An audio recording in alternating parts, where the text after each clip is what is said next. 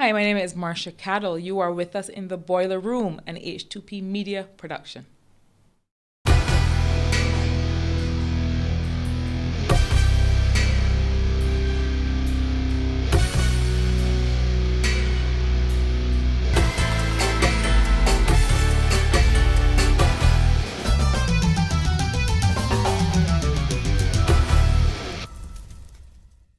We ready? Rolling. Rolling. Down the hill. Right, down the hill, up the hill. Babbling. So another episode of the Boiler Room, and this one is an important one because who knows, by the time this get on YouTube, maybe elections would have been called. Still being about I know the day thing, but people hang up and No one knows for sure. like a kite on trade. They call it the silly season.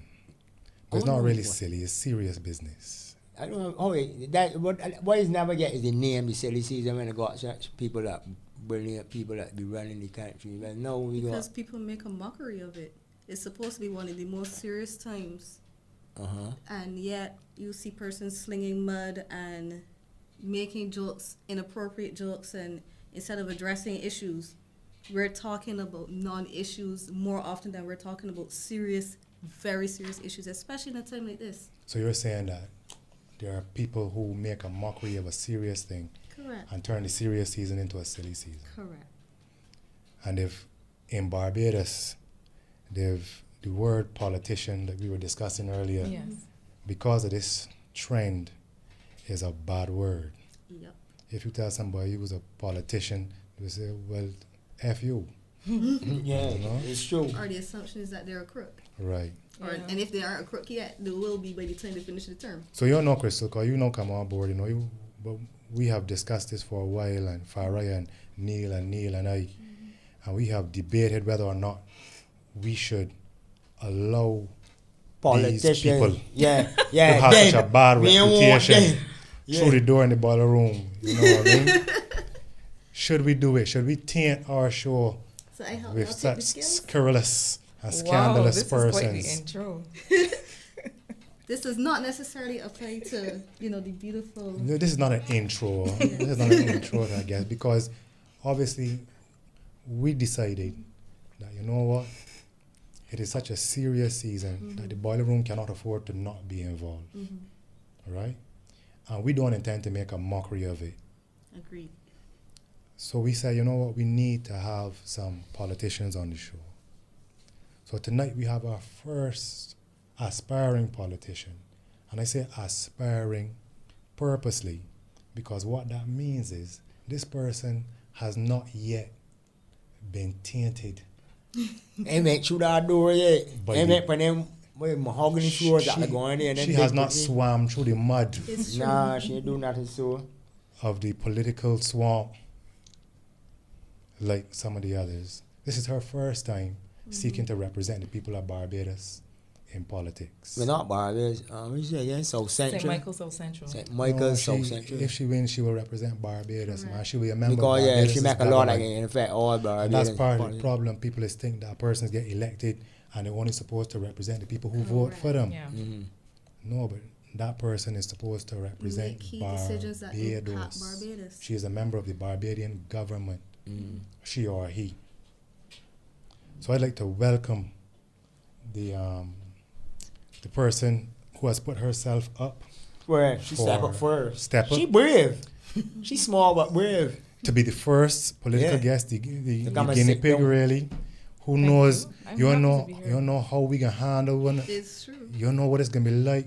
You know how I think many we politicians gonna screw do me it. over, and they're You looking to go, take and it she out on good. you. Oh, it's the moment. Not coming. No, now you see what they do to Canada. Not like that there.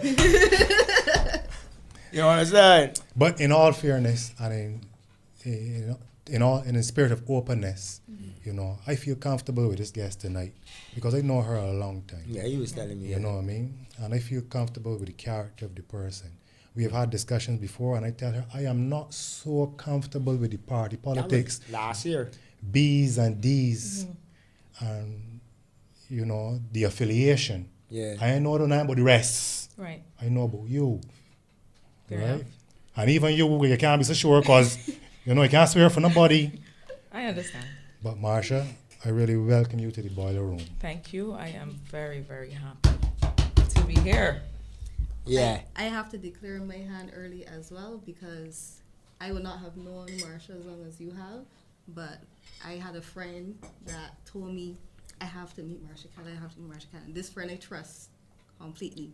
And they say, it's a politician though, so I didn't really know about this. And he pushed and pushed. And when I met Marsha, which would have been at the forum that you did your speech at the Central Bank, I said, yes, this is a person who knows what she's talking about.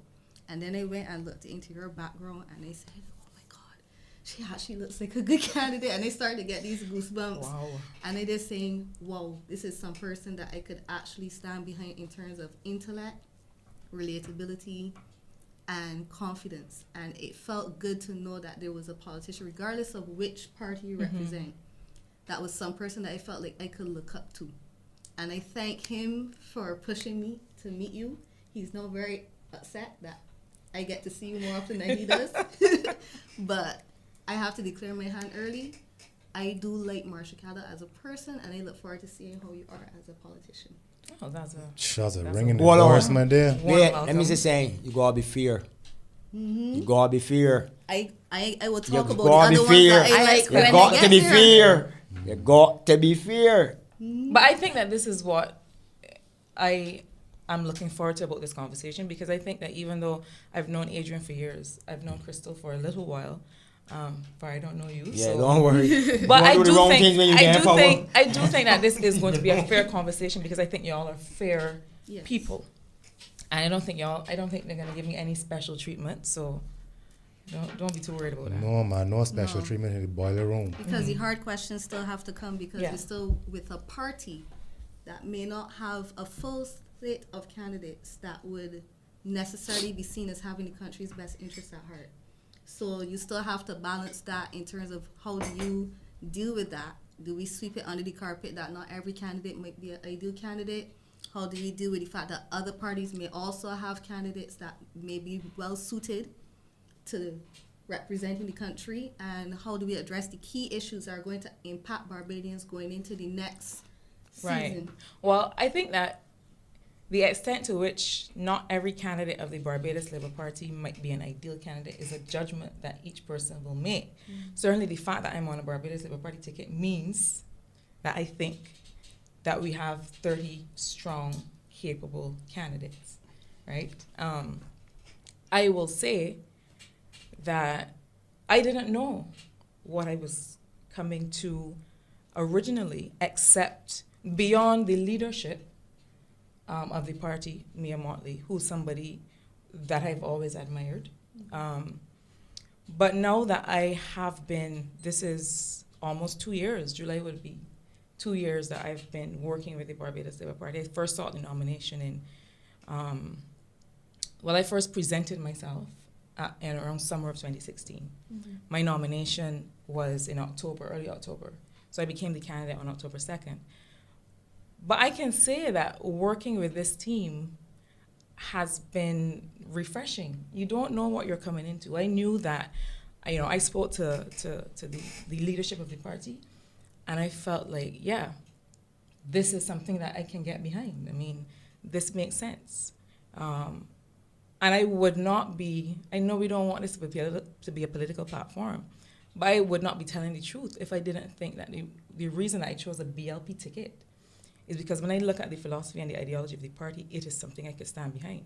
When I look at the current leadership of the party, it's something I could stand behind. Otherwise, I wouldn't be here. Otherwise, I would be running as an independent.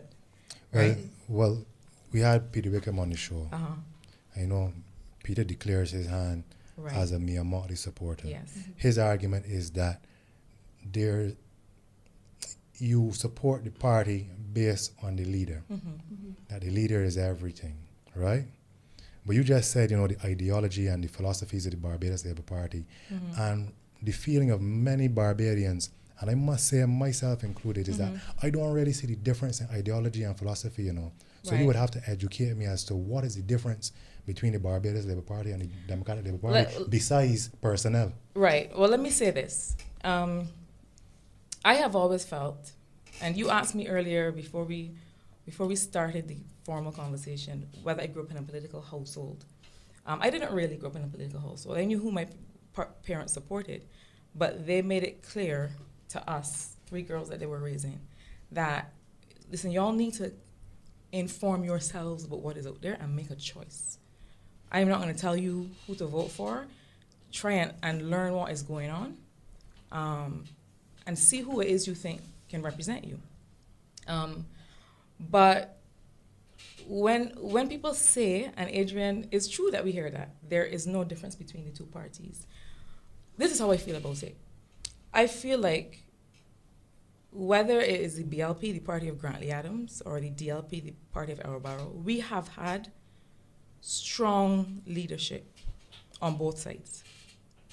I feel like we've had strong leadership and sensible policy on both sides until the last decade.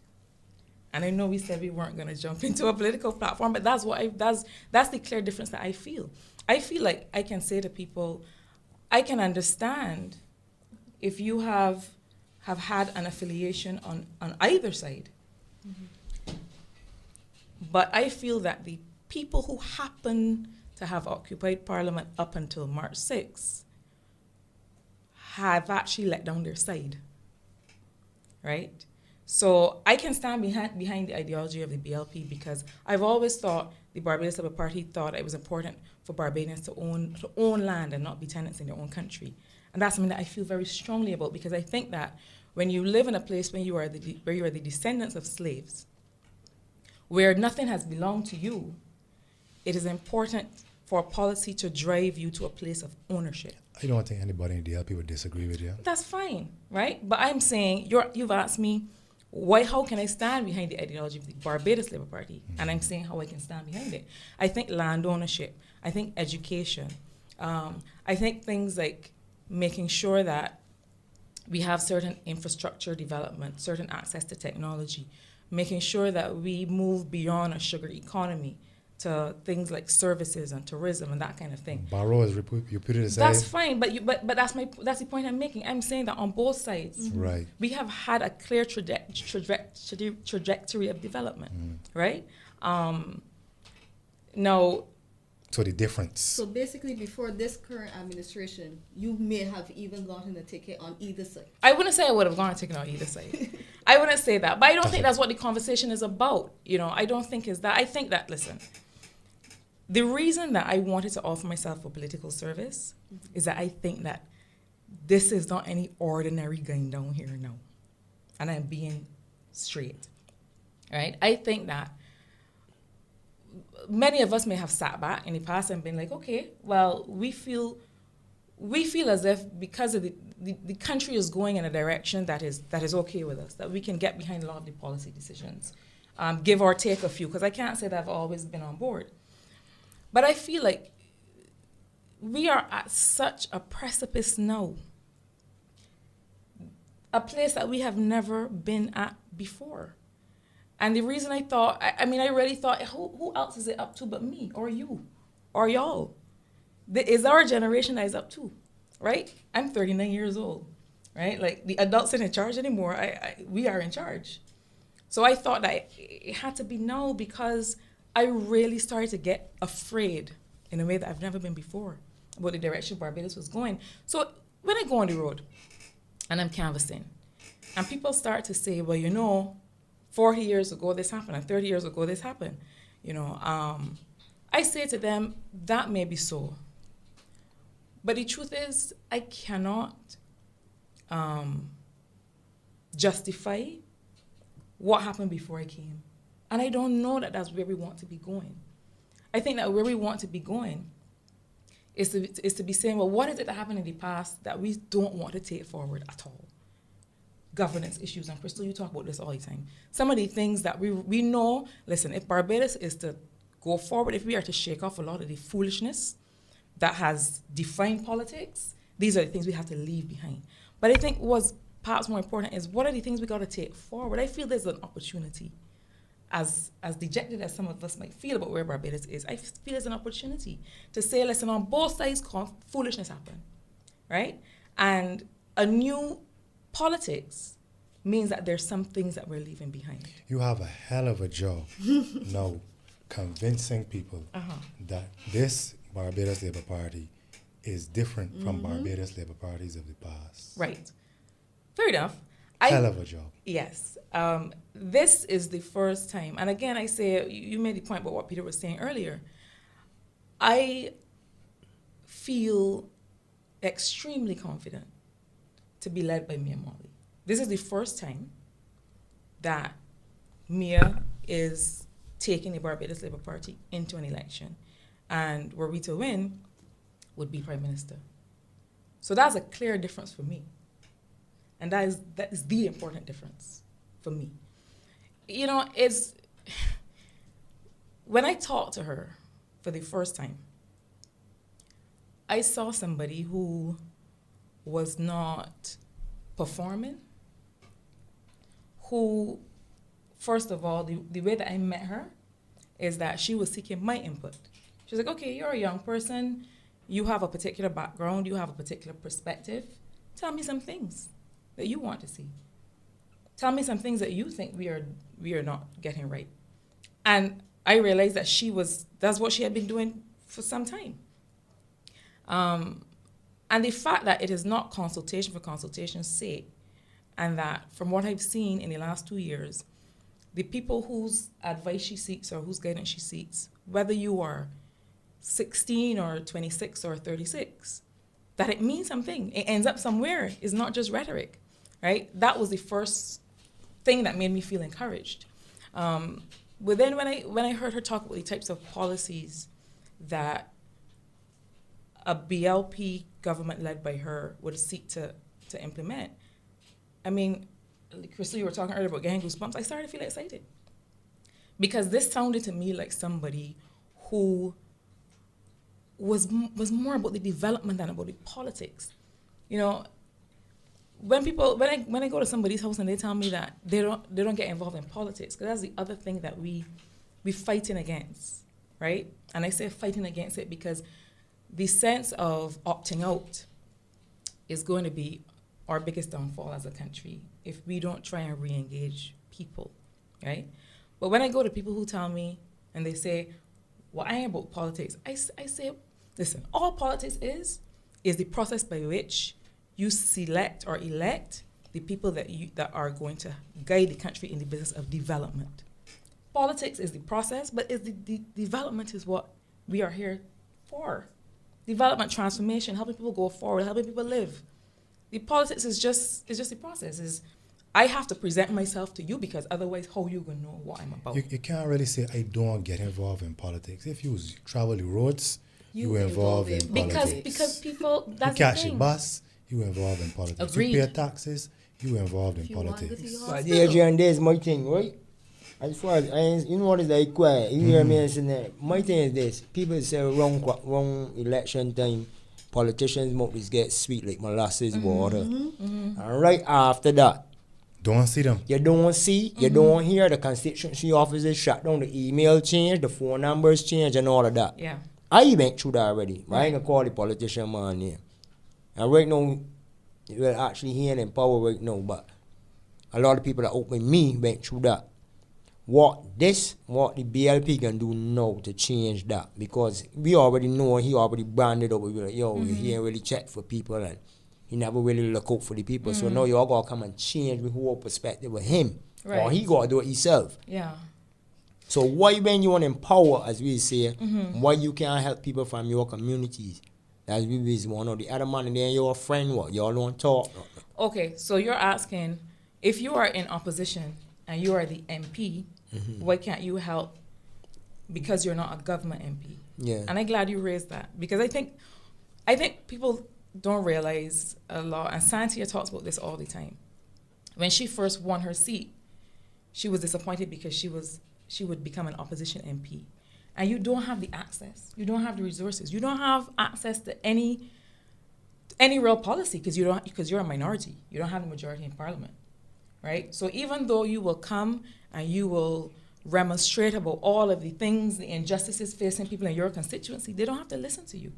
And you don't control policy at all, and you don't really control any resources. So you get free money every month. Yeah, so basically it sounds like to me. It's not free.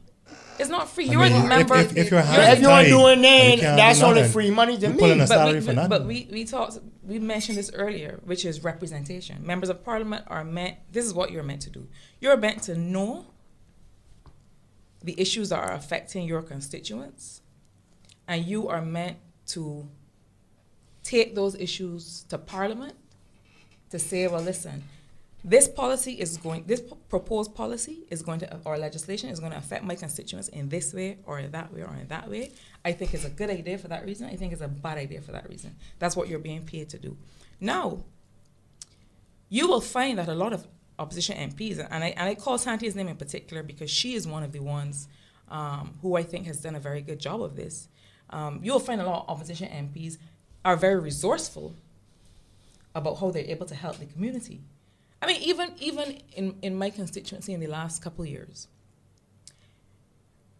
we are facing such a jaded population that you cannot wait until you get there to show people that you have an interest in their well-being. That's a fact, right? So I can't sit there and hear people tell me all the time how, there are no after-school programs for children, or, we can't apply for jobs because we don't have access to the internet. I can't sit there and nod and say, okay, and not show people, listen, I'm going to try to do something about this. And that's why, even as a candidate, so not an opposition MP, not a government MP, most of my work right now is about helping to develop community programs. So people feel like whether she is in or out, her work is about helping us. Were you doing this before you were running? Well, I have an NGO. So yes, I mean, my NGO, we founded it in 2005 and it's called the Women's Health Advocacy Network. And it's really about, we've done quite a bit of community work working with young women. And the way it started is that, I used to be playing football, going to football, and young women used to come and watch the matches. And I just started hearing some of the issues. Like they would say, they're talking and they'd be saying, well, I was supposed to go and get a pap smear, but X. Or my little children went to school today called them child fathers saying else, and for right now we can't really. So all these things were throwing up. And I thought, okay. And even with my sister, she died 4 years ago from breast cancer. And I going through that process with her, seeking treatment. It was maddening. So all of these things that young women were going through made me think, okay, well, this is an underserved or unserved population. This is something that I could do. And so we started quite a bit of community work there. So yeah, it is possible to do work at the community level without being an MP. But it's not possible to do work at the national policy level. And that is one of the reasons that I wanted to get involved. Because I think that there are two levels here. There's understanding what's happening in communities. And the truth is, I feel that now in 2018, because of how decimated the country has been, we now have to go back to the community level. We now have to go back to start helping communities to start to rebuild a lot of the social capital that we used to have. So here's a question I have, right? I mean, given the unpopularity of the present government, yes, it's really easy to say that Barbados is going along just good, and then the DLP happened, and but things like this, an issue like this, we're an MP who is not a member of parliament. Who's not a member of government, right? The way their hands are tied, or the way they are disempowered to give the kind of help that a member of parliament who is in government can do. These are things, issues, problems, loopholes in our governmental system, our system of governance that need to be looked at and need to be changed. It is really sad that you can win your seat, but your government lose it. Yeah, and you are not as empowered as somebody from the other party. Right, but how you can change? But is there a government in Barbados who's willing to say, nah, damn right, whoever win the seat got to be empowered? I think, and y'all are gonna say this is partisan, but is the reason that I ended up on this side and not on the other side. I think from what I've observed, right, that we have seen a certain level of victimization and hyper-partisanship in the last decade that we have not seen on either side, that we had not seen on either side before that. And what do I mean by that? I mean that there used to be a certain sense of responsibility in Parliament and in the Cabinet that, yes, this person representing St. Thomas, for example, or St. Joseph might be in opposition, but the fact is that their constituents need this particular help, and I'm going to make it happen. There used to be that sense of responsibility, right, by the government, whoever was in power. But what we're seeing now, the perversion of the thing, is that, this government, I don't want it to be a political platform, but, be taking it there.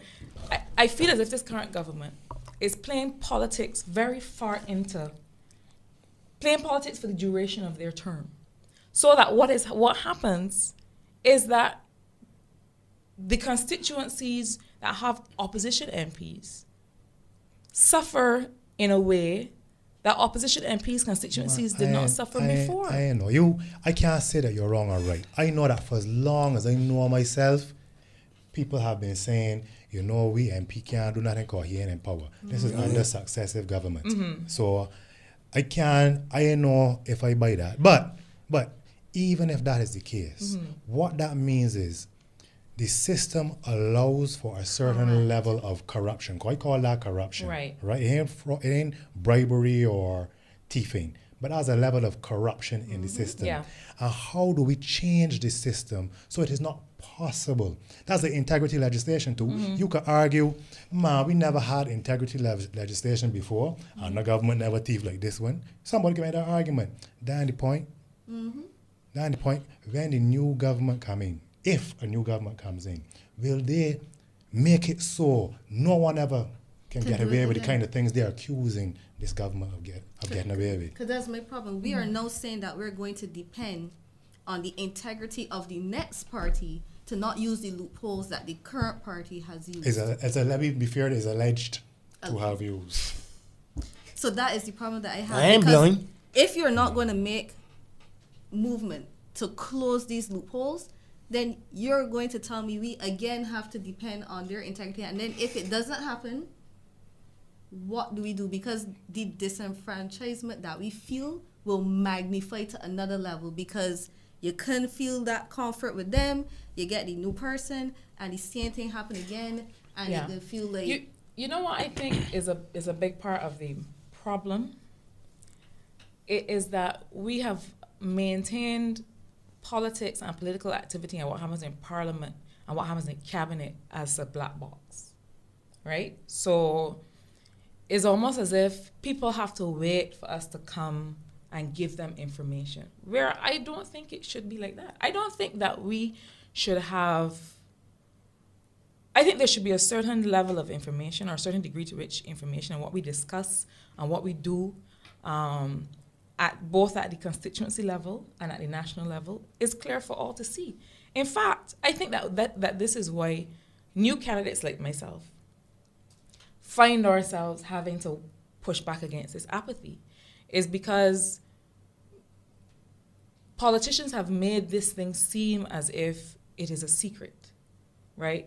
The business of politics is something that we can't lay open to people on an everyday basis. And obviously there's certain things that have to do with national security and these kinds of things that you can't just lay bare. Mm-hmm. But I think part of the problem is that we've maintained a lot of secrecy around the business of what MPs do on a day-to-day basis. I think that was so before 2008. Yeah. That's what I'm saying. Mm-hmm. I'm saying that as a system, but nobody that cared has before happened. 2008 because Barbados was doing well. We were at investment grade. People could do all the things they wanted to do. No one bothered. You only get bothered when you realize that you're in junk status, you got potholes in the road, and you can't figure out where the money is going. And that's why a lot of what you will see, or you may have already seen, our draft manifesto was leaked. I don't know if y'all saw that. But some of what you will... Somebody said it was what? Straight from the devil was something. You don't even know this. I don't know. These people... But what you'll notice when we launch a manifesto, the official manifesto, and you may have seen some of it already, is that we focus a lot on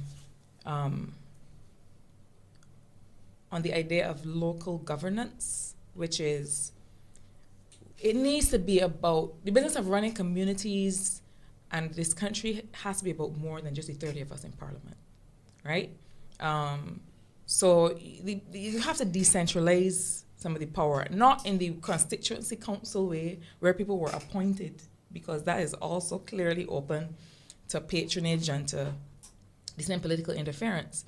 But between the integrity legislation that we've put on the website, which take some licks. Yeah, and that's fine. Yeah. Listen, it could take some licks. That's the point. As long as they get the licks and the changes before it gets passed. Exactly. And that's the point of it. Like, we're not afraid of licks, you know. I think that's a good thing. To put it out there and say, this is what we want to do, and people say, actually, I don't like this, and here's why. That's good. It's good for everybody, and it's good for us.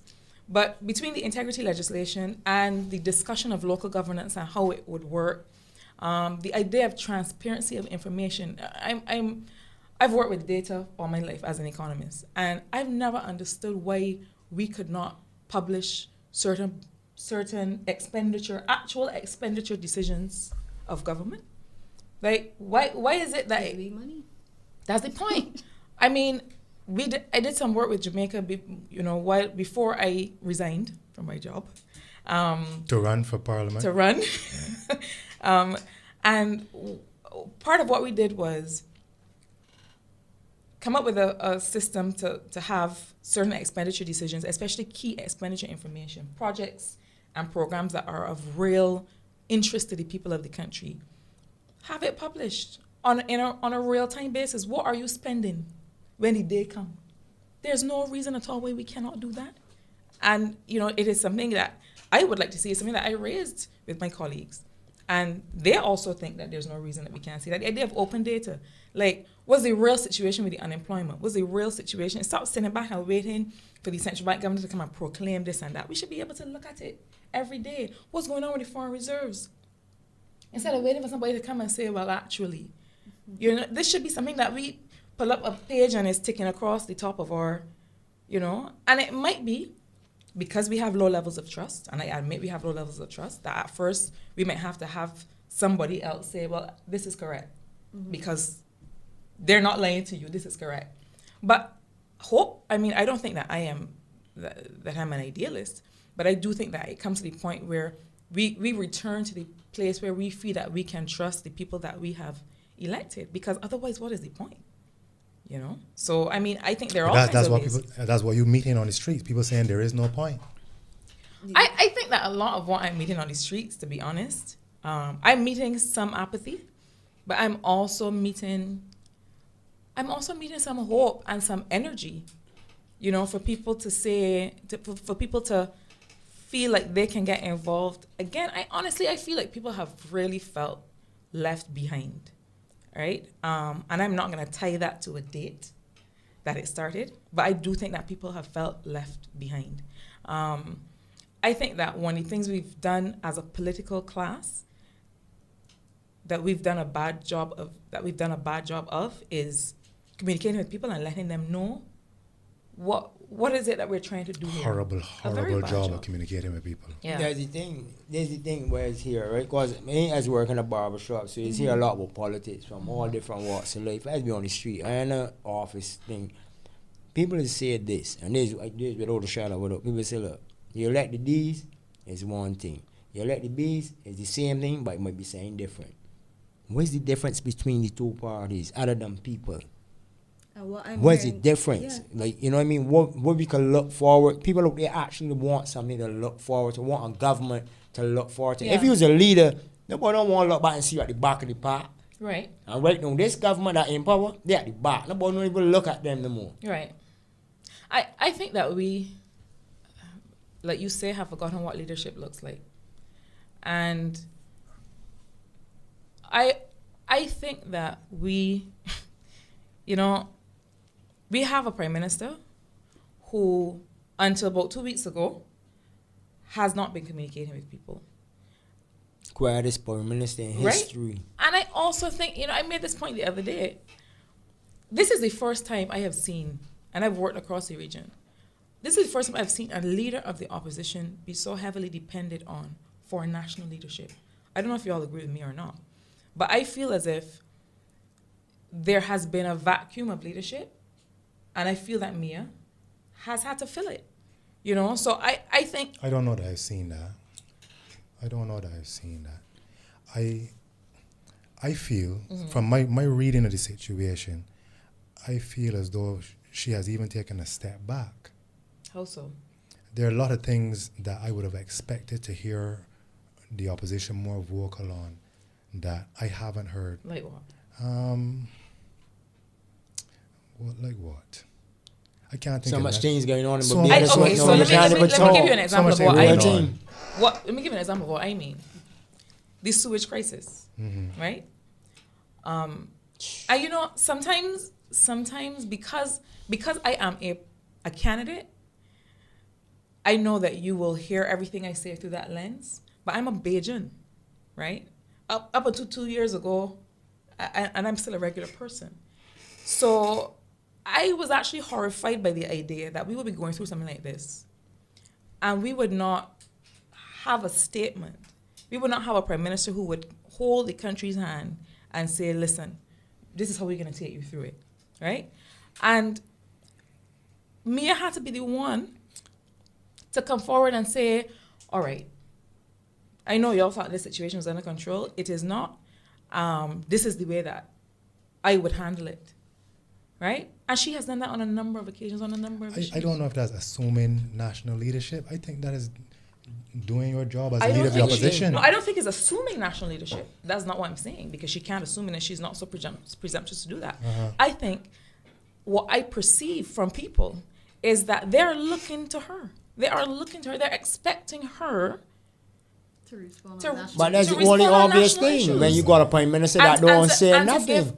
But that's the point. It To shouldn't be be that fair, way. if you can measure her against Frondel, then It's not even a race. You know? I don't know. Maybe y'all could tell me what you think about this, but I figure that's what the opposition is supposed to do. The opposition is supposed to respond to the statements and policies of the government. But in the absence of statements and policies, You still got to talk. You still got to yeah, you talk. still still go say talk, but then something. then it becomes something else. And all I'm saying to you, and this is what I'm perceiving from people, Yeah. is that when something happens, people are looking to her and saying, well, let's see what she's going to tell us about this. Okay. Right? And to me, you know, Farah, you asked about what's the difference. And I really think leadership is one of the big differences. The other big difference, I think, right, is between the Barbados Labour Party and Democratic Labour Party. I know what the difference is. Trust me. I know what the difference Right. is you got to explain it for the people that out there that can watch it and say, oh, but this is what the difference is. I Right. already know. I think another big difference is getting things done, right? Now, I don't know how closely y'all been paying attention to some of the less sensational issues. So, for example, when the West Indies women's cricket team, right? The West Indies was supposed to be hosting the Women's World Cup. It was supposed to be in Barbados. And there was no reply to the correspondence about And this they thing lost. happening. They lost. And the, they lost it, yeah. right? Yes. So, I mean, just the simple failure to do when you are a government can really cost you, right? So, and what I've seen over the last 10 years is a real failure to act. You can't just not act. That is not an option, right? So for me, what I see as a difference between the two parties is that the Barbados Labour Party is not afraid to do things, to say, well, this is how we are going to implement this thing, and we're going to do it. And again, you know, I don't want this to be a manifesto launch. It's true. But the thing about it is, the thing what we're looking at it now, that's why we're so quiet and listening to you, you know what I mean? Because I don't see it as a manifesto. I say that you explaining yourself to Okay. the people As that long you're as- about to represent. As long as y'all comfortable And with the that, ones that because- they want fix in Barbados in the National Stadium, it look Right. look terrible. Like something really gonna happen up Yeah. there. You know, one of the things that if you look at our manifesto, I can speak to it because it's out there. One of the things, and you saw it in the Covenant of Hope as well, that we published a little while ago, is this idea of having a national consciousness, a new national consciousness. You talk about the stadium. I feel as if, and these are not soft issues, these go to the heart of what it is to be a Barbadian and to feel good about being a Barbadian. We need to be able to take pride in the things that we Is present to the Barbadian. world as Yeah. Barbadian. Yeah. Right? How you have a national landmarks or places where we host national events that nobody's paying attention to, that just languish. These are things that make people feel good or not good about being Bajan. These are things that make people opt in to the development journey or opt out. Right now, I have a lot of young people in St. Michael's South Central who are opting out. And that's my job to fix as far as I'm concerned. There are two things that before the end of this interview, even if that's the only two things I get out that I would like to have answered. I saw some of the promises that were made and they seem really great, but the money ain't gonna come out to the sky for the Right. benefit of those who are not aware. Mm-hmm. How are we financing all these things? The promises of restoring UE education, of getting this fits, that fits the other. It's a lot of money and we at 4 weeks or less of Right. foreign reserves. So how are we doing this? Okay. Well, I will say this. You will notice from the draft manifesto that we have not yet included and we will not yet discuss the economic policies. And there's a reason. People keep saying, what is the BLP going to do? And why are we not hearing? But the truth is that the onus is on. Manifestos are launched when an election is called. Why? Because now is the time that you have to make a decision about the government that you think can lead you. Unfortunately, we are in a political system where if you come out too early with your policies, it becomes a distraction. And then everything that the government has to say or do is about detracting from what or causing confusion about what you say. I will say this about our policies. There are a lot of savings to be made from removing corrupt practices, right? That's number one. And that's something that, there's a lot of, economists are polite about it and call it leakage. There's a lot of leakage in government finances right now. No, right now, before 2008, though. Well, it's To be fair, I am answering Krystle's question. the last Auditor General's report before BLP got out of power, there was actually a sentence, and I could almost feel the Auditor General flying on a high, where the Owen Arthur administration was pushing for there to be more investigation into what is going on, having periodic meetings and updates about the status of the Auditor General's report and all that kind of thing. So that was the direction. So you're saying But that that before was under 2008, Owen Arthur. before 2008, there was a push to plug some of them leaking holes. Yes. Okay. But we gotta remember, a party is as good as its leader. So even if that is what he wanted to have done, I cannot swear to say whether the new leadership is going to push to have that done. Adrian, That I remains think, to be seen. I think we also have to be fair here, right?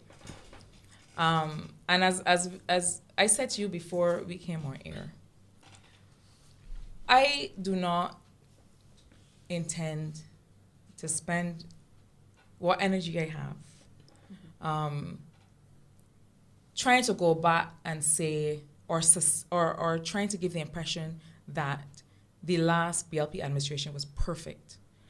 I would not say the last BLP administration was perfect. I don't think any administration is perfect. I do think that when I look at the documents that we publish as a party, promises and performance, that say this is what we promised the people of Barbados and this is how we performed. It is not always an A, It's not always an A+, but the fact of it is the accountability of it. Right? So that we can say we know that we didn't score 100. We scored 85. We scored 87. And I think that's the difference. I think that's the point. The point has to be able to say, well, listen, whatever we are, this is us, right? And you judge us. This administration can't do that. They're not even trying to do that. Do you think, because there's a lot of work that persons have been doing, myself included, to show that the IMF is not the devil, and hoping that the public would realize that the IMF is not the devil that has been painted. And I fear that the impression that is maintained is that it is the devil, so that the public, when they hear some person say that they can go to the IMF, right, they run away from that party. Yeah, that has always been a political strategy. That has been a political strategy too. That being said, I'm not saying whether you would or would not, but is it at least a consideration as a cheap source of financing to help plug some of the holes? Even if you have other alternatives, is that one of the alternatives that you're considering? Nothing is off the table. Okay. None of the secrets. Everything got things in the No, back. but here's what I want to say about your point, Krystle. And it's a good question about, well, where is the money coming from? This administration, in 2017, 95% of our revenue came from taxes. Highest ever. I know. Right? There are more options than taxing people. You would know that there are diminishing returns to taxation. Correct. Right? Beyond a certain point, all you're doing is flogging people and not making any more money. Because Shane Lowe, the president of the Barbados Economic Society, he did a video with us where he showed that whenever the government would raise taxes, obviously the immediate impact, you get enough money. Right. And then in about a year or so, drops right Of back course. down. They Every single got a time. name for something like that. They had it's some sort of taxation name that they had that they show you once taxes pass. I think Once it's you get to 33%. this point and it's you get 33%. Yeah, once it go past there, it don't make So no the money. point is that Excuse me, I got an idea. You see all that money that she talked about that these people owe? Everyone can start collecting some of that. That'd be a lot of money that y'all gonna collect. right. You know, you have heard about I that. have Right. I've read Krystle's work carefully. Right. So a lot of that owe to people because you realize if you owe courts, they just come and pick up the things. Yeah. You understand? So these people owing money and ain't paying and still free to operate in Barbados and do as they feel like. And we stand up watching like, damn, if they owe them, they will come and collect it. So why? What? They're too big for people to collect back from them? Yeah, I think definitely we have to rationalize on both sides what is owed to government and what government owes people. Because government owe people too. This last administration owe real people. So we got to be able to reconcile that. But I think the bigger issue for me is that you got to target growth. I tell people all the time, remember growth. You cannot just tax people. I'm sorry. But it is when you have no ideas that all you can think to do is come up with new taxes. The country has to grow, right? There are sectors in which we can grow. You know, there are opportunities in international business, there are opportunities in cultural industries, there are opportunities in renewable energy. We used to be able to say target 2%, 3%, 5% growth. You know what? I sorry to jump in. Go ahead. I started jumping, Go right? ahead.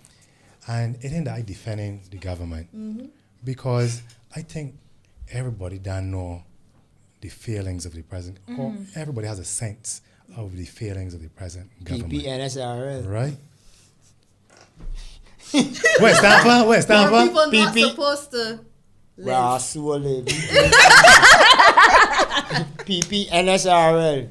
So for me, the discussion is really not about how poorly the DLP is doing. That's a non-issue for me. My concerns are, I guess I could say, two concerns. One, what does the next government, whether it's another DLP administration or a BLP or a UPP or UPP. Solutions or whoever, what do they plan to do? And two, how do they plan to change the political culture of Barbados that these kinds of things don't happen again? Because Correct. and that's even the And more we can keep coming back that is to the that. more interesting question to me, because we could sit here and say, you know, But they isn't plan that to what we do were just this. discussing? We were just discussing the So that's why Oh, my interjection was so right, we can okay, go back to back that. to Don't you Okay. scare Go tactics back some to of that. blood can run in the streets and marijuana got to get legal. Oh Lord, but he get put out, man. Are you in fear? Be good. I fear. That's the example I'm using. Yeah. You know, don't try to use scare tactics because me as a street person know that never gonna happen. Right. Yeah. That ain't gonna happen. Yeah. And we already know, like, you hear, like, you talk to certain, as we call them, the chiefs out there. They don't want to be legalized. They don't care about that because they know the minute you legalize weed, somebody can build some big hangers. Right. And they can go out the weed growing in these big hangers, and the little small man can always feel the pinch again. So people talk about legalization. I was afraid. I was like, oh yeah, I want to walk and smoke my split. But then I check myself. It don't guarantee that when it legalize that you could be able to do that still. You know what I mean? I rather go with it like, yo, let me walk by the little ounce and blow a little oil and thing. It's still legal, but yo, that's how it is. It just gotta come up with something. People want that so bad, and that's not the main thing that I think that can help Barbados legalizing marijuana. What I think can help Barbados is if you could fix these rules, except when the Queen and she people come down here, that is one. Fixing all that pop up, so force. Let's talk about that. Yeah, because that, Barbados got 1 foot to stand up on and named tourism. And he would not sorry eating it out. And that right there is a whole bunch of what not thing because they have friends that come here because being that he got my Facebook and stuff. I remember my Canadian friend just coming here. The first thing she asked me was like, yo, what's wrong with the South Coast? I'm like, what? She's like, you didn't realize that they got a lot of sewage up there? Like, oh, that. Like, oh, we're customer that ain't going to be until somebody come along with the idea and think and use the money and get it fixed. Because up there floating and they were in, I think it was in the newspaper, they said that the problem was fixed. And right after that so much, I mean, no, it ain't. They still got to do what they're floating about. So, and then they got washed them and all So that. the issue with that, the issue that Marsha brought up about that is that this is not a problem that started with the DLP. But what we can't blame the DLP for is the lack of communication and the lack of giving Barbadians a sense of security that we are on the job. And we are it goes beyond that because I keep hearing this rhetoric about how it wasn't built by the DLP. That's not the issue. The issue is maintenance, and that's why I talk about failure to act. Right? You cannot just sit down and warm a bench in Parliament and think that is the extent of your job. You have to maintain. Look around. The reason that things are falling apart is that they're not being maintained, right? So the point is that the sewage plant had to be maintained. The reason that everything went to shit is because it was a management issue. It's a management issue. So it's not just a communication issue. It is that we had there was a report that was published from Patricia Innes over 2 years ago to say if something is not done now, this thing is going to blow up, and nothing was done. So that was like, Adrian, I give you a brand new house, and it wasn't a brand new house. But let me say, I give you a brand new. It wasn't a brand new house. I give you a house, period, and you decide you ain't gonna check for termites, you ain't doing the treatments, you ain't painting the walls when they start to chip and all that kind of thing, and then you want to blame the person who give you the house. But like I said, right? Like I said, the failings of the present government are well. Yeah, but Adrian, I mean, let's be fair though. We cannot have this conversation without making reference to them. So it seems but them is running the government. That you want us to go around that without but having we still need to address. We got Marsha here now. Correct. Right. We can get Marsha here again. DLP will go speak to what DLP did or did not do. Right. We know God talk about what DLP did or did not do and how we gonna make sure it don't happen. That's what I want to talk about. Okay. Because also if you can talk about the sewage problem, remember the one I think that's in Fontebelle. There's 19 capacitors. Out of them 19, 17 failed. They wait till they get the 17, then they realize it was a problem. So at 5 the bonus say, ooh, this could be a problem. 10, 15. Again. But on the sewage issue, you don't have to wait until we come to government to know that. Because Mia gave a press conference outlining in detail exactly what our administration will do as, if we were to be chosen by people to lead the country. So you don't have to guess about that. So in other words, me I want me going on there and diving off and saying, the water safe to swimming. Exactly. But Adrian, I think that man has low hanging fruit. No, but that's in the interest of balance, this and this is something that we have to address too, right? Because I think that we have now set our expectations so low that we know at the point where we gain the government a blight. We say what we done know that they fail, so left them now, Kadir. No. That's what you hear me saying? Yeah. I know for You sure. hear me saying let them No, Kadir? he. Ma,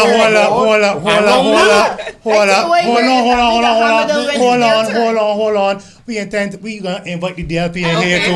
Yeah. We gonna invite the DLP in here too. But my responses have to have context, and this is and this they are now the government, so I cannot respond without making reference to what is happening now and why. You asking me about what will be our responses to X and Y, right? I can't respond without making reference to what's happening now. You can make a reference, but making a reference. And that's what I'm doing. Your Farah is the I one know, that- Farah. In all fairness, it is not you. I interrupted Farah. I telling Farah, we don't know put running in the streets. Yeah.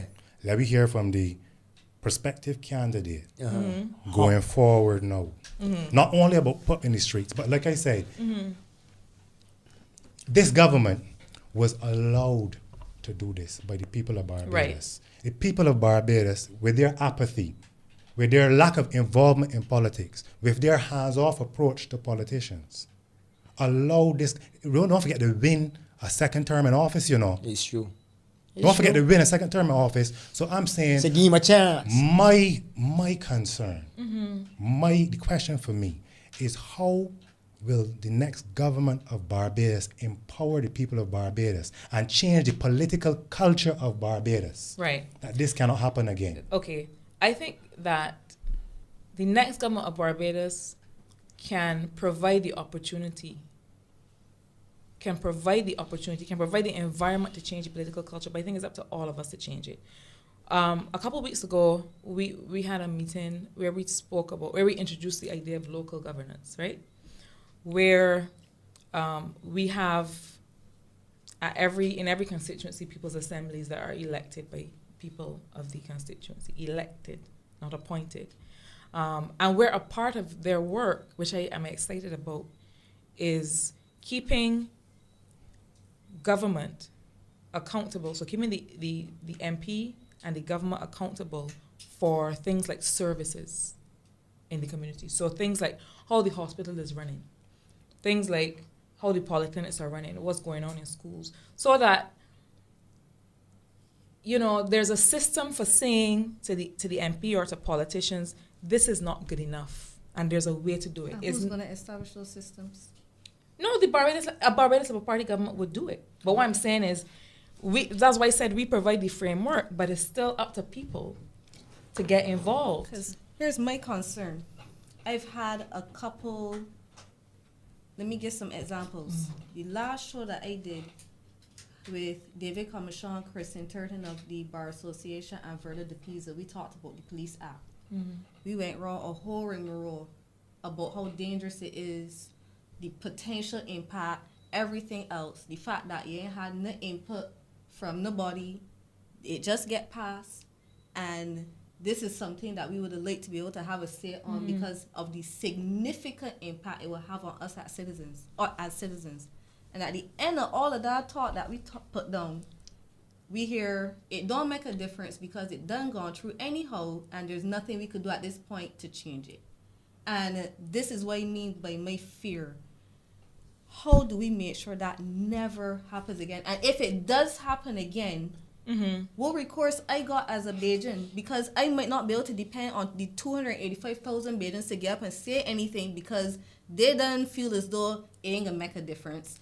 So me and the other few persons in Barbados who are pushing for accountability, what we supposed to do when we see these things happening? We can't engage Bajans more because the fed and the feel as though talking ain't gonna make a difference, pushing ain't gonna make a difference, and it's just these few bodies pushing for these things not to happen. I want to see a government that say, boy, I wish more Bajans was like David Commission. Yeah. I want to see a government that enjoys that challenge and appreciates that challenge. Let me say this. I really feel that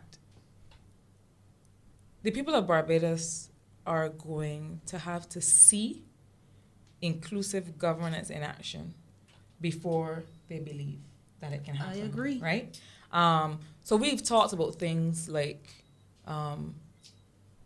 referenda and people's initiatives. People's initiatives means that you want something to happen. If there 5,000 more or 20,000 more or some representative sample of people and you could get those signatures to bring something to Parliament, that is a people's initiative. So it is something that clearly has enough talk out there, clearly has enough support that Parliament should consider it, right? That's one.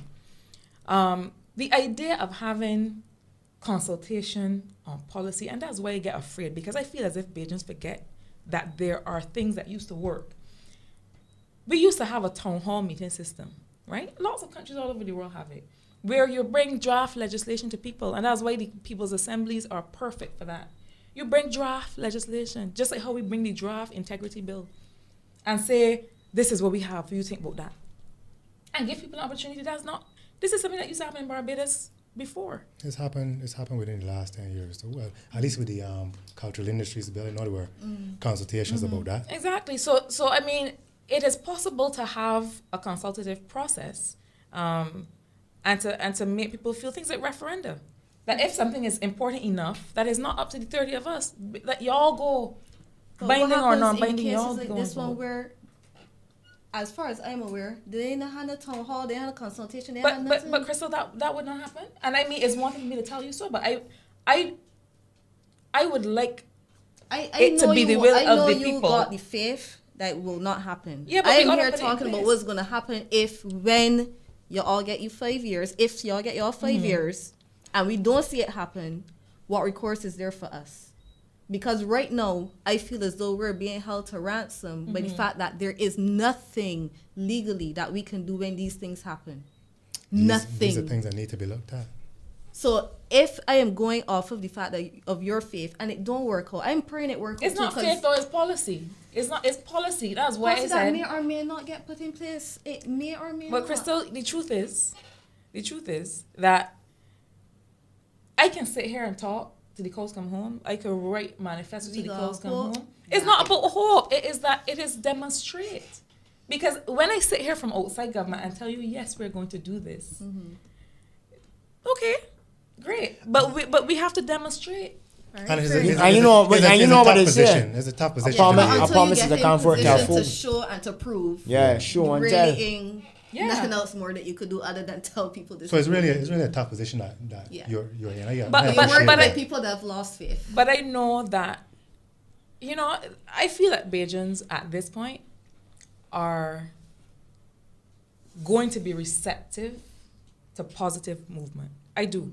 I think that once we are able to prove, and it's not going to take us 5 years to do it, I think that once we're able to prove within the first 6 months that we are doing things different, that people are going to start to say, okay, we can pay attention again. But we can only do it. I think that what we've laid out so far, I am satisfied. And I think that a lot of what we are proposing is actually new and interesting, right? I hope it's new and interesting because we all, myself included, had a hand in it, and that's why I am excited about the way this process has been consultative. I don't know if you know anything about how manifestos used to be done. I don't know if I can get trouble for saying this. But they were not the most consultative things. They were not. And what has been encouraging to me is that I sat with 29 other people and other people, I mean experts across fields in Barbados, that we went to and said, listen, if you could do anything with education, if you could do anything with cultural industry, if you could do anything with transport, what would you do? And we listened, right? So, and we got some really exciting conversation and ideas. Listen, Barbados is not short on ideas, Barbados is short on the leadership and the implementation.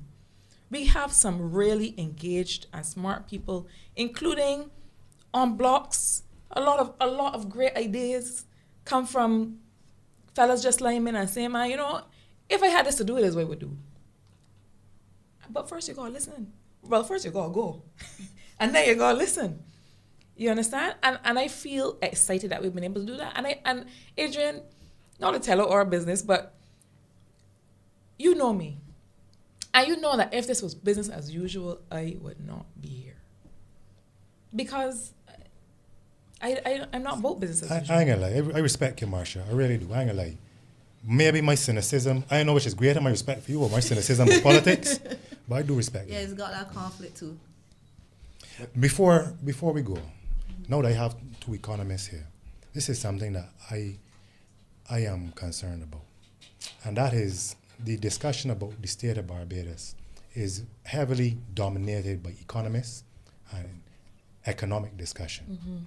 And it seems to me, as a non-economist, that all of the economists are calling from the same playbook. And it is a certain brand of economics. Mm-hmm. And it does not seem to adequately consider the human factor in society a lot of the times. Right. This is my impression. And you heard talk about the IMF. Now, I know I heard Don Marshall on the radio a few weeks back talking about other options and other strategies and other ways of viewing the situation that are not even on the table. I am concerned that our economists may be a little narrow-minded, or they're economically blinkered, and not sufficiently considering the human factor in the economy. Right. Well, I'm a development economist, right? And the point of development economics is exactly what you say, to make sure that we don't get too caught up in numbers and equations, and we understand that the business of economics is about provisioning to people, right? I believe, and I've made this point, including to my colleagues, that we can't, I've seen this in a lot of adjustment programs, we can't do the damage and then look to mitigate the damage to people, right? And I believe that any adjustment that we do, we have said as a party that you cannot have labor, for example, ordinary working class people on the front line of the adjustment. We've said that, right? So in whatever economic adjustment has to be done, all of the sectors have to share the burden. That's not something that you usually see, to be honest, because one of the first things that you hear when adjustment has to be made is that you have to cut public sector jobs, right? Now, we know that in Barbados has a public sector that's a large employer of people, so obviously that's going to put people in trouble. I think that we, in looking at the fact that we know hard decisions have to be made, and we know that there's going to be some discomfort. I think that we have to make sure that there's no one group of people that feel that discomfort more than the others. You know, we've traditionally, across the region, we've always protected certain sectors. But we've said that, you know, all of us are going to have to share this burden. So I feel confident that this is not, what we have to do when we come to government is not something that is going to further oppress working class people. I feel confident about that. We all are going to have to, are going to have to see a bit of discomfort. I don't think it is. I think it will be less discomfort than we have seen in the last 10 years, to be honest. Because the truth is that if you have to change policy in order to make an economic recovery happen, it has to be quick. You have to do it sufficiently broadly and with enough depth that it will be quick. And that's what has not happened in this administration, because we've just gone from recovery plan to recovery plan to recovery plan, hoping and praying that it works, and it hasn't worked. And we've had essentially 10 years of adjustment with people just being worse off. I think that our plan for adjustment is across groups of people, so it's not being burdened. We're not looking to burden labor and burden the working class with it. And it is also we're also looking to make it quick enough that we can start to be on an upward path again. I agree with you. But I also think that the real heavy lifting of getting Barbados on the path of transformation is not so much the economy. I know that this economy will recover. Right? I'm not saying that I could do it single-handedly, but I know. That's a different tune and everybody's singing though, you know? Yeah. No. That's it. I mean, everybody's saying the economy is the issue, boy. No, That's the ain't nothing we could do. No. In fact, I know the economy will recover. I know that we have come up with a set of solutions that are going to mean the economy is going to recover. Because the truth is, and that is what I keep saying, Bajans have been sold the notion that this had to happen, that we could have done better. But we could have done better. We could have managed this crisis a lot better. The crisis was over years ago, right? So I'm not so much worried about the economy as I am about the extent to which we'll be able to make people be the center of the recovery. People have to drive the recovery, you know, and people have to benefit from it. And we have to make sure that that happens. And that means that we're not just looking at the economy, we're looking at education. A lot of the heavy lifting that we have to do is in the education sector. Yep. That is the real thing. That's the real thing. Real thing. Because I quite hear a lot of people saying that that the education system want revamping because it's the same thing that my grandmother learned in school, the same thing that now my children come now and learn in school. Like, what? But that don't make the sense. Here's where I would jump into the present administration because I believe that the Minister of Education has been allowed to slip under the radar, even though he didn't want to slip under the radar. But his ministry has been allowed to just course because the conversation has been all about the economy. Yeah, it's true. And a lot of other things failing. You saw, I think it's Finland, that they're phasing out teaching subjects altogether. Really? I think it's by 2020 that they'll be done with that altogether and you will be learning about different subject matters. So if you want to be a barista and there's economics involved with that, customer skills, all that kind of thing, that is how they're focusing their education system. So when you go into a job, you will know that these are the skills you need to be able to accomplish this job. These are people not afraid to create for themselves. But you know, I listen, I cannot wait. I'm excited about discussing all of our policies, but I cannot wait until we get to the conversation about our policies on education. Me neither. I cannot wait. I mean, I hope you'll have us back to talk about them, but I'm excited. I'm excited about them because, you know, and I said when I gave the Grantley Adams lecture, the same one Krystle mentioned, and you know, I talked about a new development model, and a lot of that was grounded in education and culture. That's how we can turn around. That's how we can turn around. When we have persons who start to think differently and think ahead, it is so difficult to think in a mold which was developed for persons to be good workers, good industry workers, where you have to do this, and this to produce this. And now we want them to think creatively.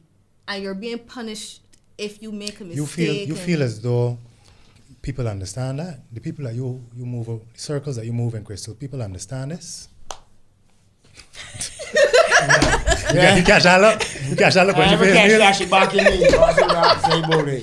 I don't feel so neither. People Marsha, like to talk about it. Yeah. In theory, they like to talk about it, but they don't like to do it because they get scared. They get scared of this creative thinking that you can't control and you can't measure. So what happens? How do you know if the person failed or not? And what do you do if the person fails? How do you measure if you ask some person to, and they give you an answer that's not in the textbook? Because there are times where you've seen jokes going around where a student would have given an answer that's not in the textbook, but you look at the answer and it's so creative, and they get an X. So what is that saying about you wanting to encourage creative thinking, but when it happens, you give it a score of 0? Yeah. And then they grow up into an adult that is trained to only regurgitate the answer that was in the textbook. And they can't give creative solutions to new and difficult problems. Bring me back to talk about education, not politics. Just me. Education. Just education. We can work on that. Farah, you got anything to take me away? I listening and I learning. Me, I ain't gonna pick by nobody yet because the thing about it is I learned this a long time ago with doing blogging. If you jump in too fast and you see the wrong things, they might come back to hurt you. So what you do is You listen, you learn. And then you revive them things when the things don't come to pass. And you say, look, hey, I remember you say this. And I remember you say that. But you didn't do this. No, you didn't do that. Why? All that's more noise. Them is the things I want me. I don't want me asking you, Miss Caddle. I don't want me asking you why. You say this, you say that. Why it happened? Because I just look at it like this. Every day, when we done do the show and all that, I just gotta be still there on the poor people that vote for politicians. And about time that politicians realize that them is more than a vote. Of course. They're way more than a vote. Promises is comforts to fool. These pimplers in bed, they can't sleep good. You understand? And people gotta realize that. With that being said, Out. and Bad. done talk. Thanks, Miss Caddle, for coming through and making this a great show. See, it was easy, right? It wasn't easy, but it was fun. Okay. See, I tell you, it was the boiler room. But if this is what we do to the candidates we like. Oh God, no! Don't. Oh, edit out down here. No, man. I think this was a fair It was Yeah, fair. fair. You have to Cordial ask the hard conversation. questions. You know what I mean? Have to. And thanks to co-host Yeah, man. Krystle for coming through again. People, we can see you next week. Out and bad, done talk.